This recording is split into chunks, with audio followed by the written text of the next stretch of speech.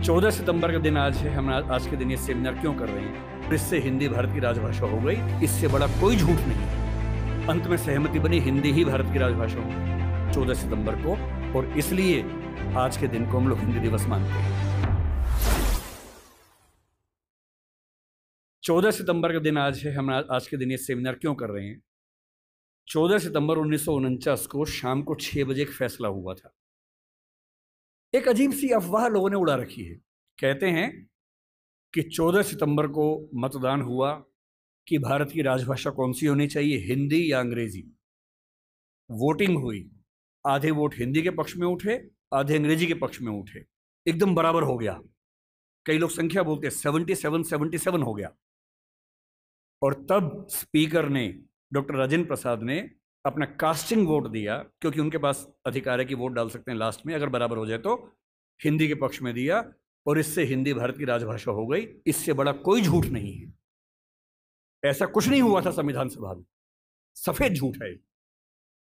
12 सितंबर को शाम 4 बजे इस मुद्दे पर बहस शुरू हुई। संविधान सभा की डिबेट्स पढ़ के देखिए, 180 पेज की डिबेट है राजभाषा की। 180 पेज, 1-2 पेज का मामला नहीं है। संविधान सभा के वॉल्यूम 9 में ध्यान से पढ़िए, पेज नंबर लगभग 1130 से 1390 के आसपास का मामला है। 180 पेज की डिबेट है, उसमें खूब मुद्दे हैं। छोटी मोटी वोटिंग हो रही है के मामलों में।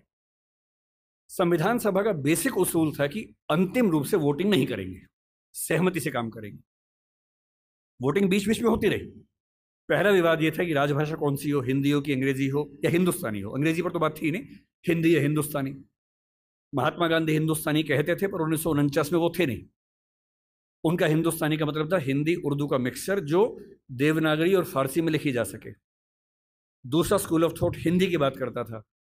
अंत में सहमति बनी, हिंदी ही भारत की राजभाषा होगी। राजभाषा यानी सरकारी कामकाज की भाषा। दूसरा सवाल था कि लिपि कौन सी हो, देवनागरी हो, कुछ ने कहा कि देवनागरी और फारसी हो, कि हिंदी को फारसी में भी लिख सके। कुछ ने कहा देवनागरी और रोमन हो, हिंदी को रोमन में, जैसे व्हाट्सएप में लिखते हैं वैसे लिख सके। खूब विवाद हुआ, अंत में हुआ कि देवनागरी ही लिपि होगी।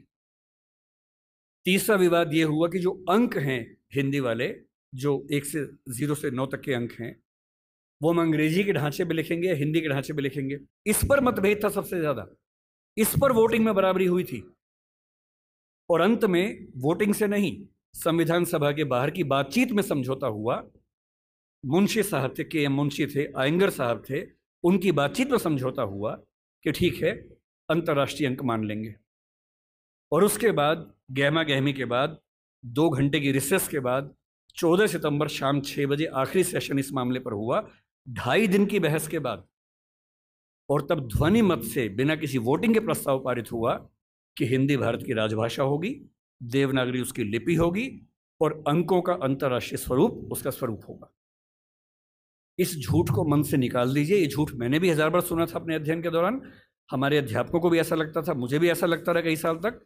संविधान सभा की डिबेट्स बढ़ी, तब समझ में आया कि ये भ्रांति है, ऐसा कुछ नहीं हुआ था।